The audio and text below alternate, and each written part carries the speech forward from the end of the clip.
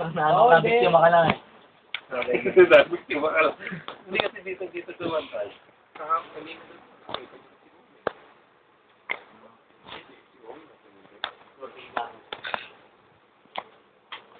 Sabi ko, ako naman dito sa may 7-Eleven. Pagkatapos natin magbuta, kahapon ito. Sabay-sabay tayo, di ba? Bumili ako, bibili ako. Pagbalik ko, di ba binigla?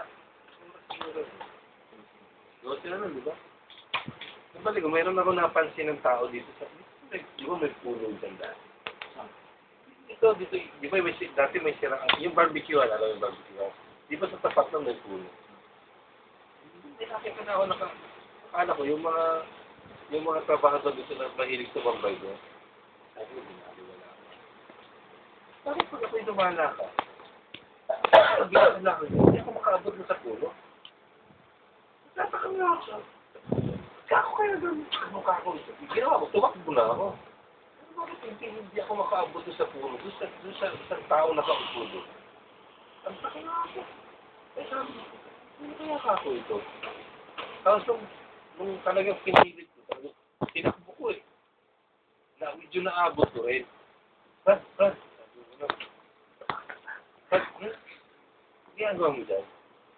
Tapos, pagkakaling mo sa akin. Tapos parang yung lugar dito, diba parang nagbiyak ng yelo? Tapos medyo dumudugo. Ako naman, concerned ako.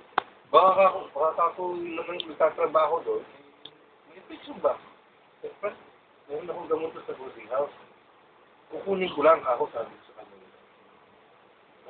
Ayusin natin niya kasi ada infection eh. Hindi siya umimik. Tapos sabi ko, ay, tapos matanong ko lang, sino ang gawa niya? Hindi umimik talaga? Ay,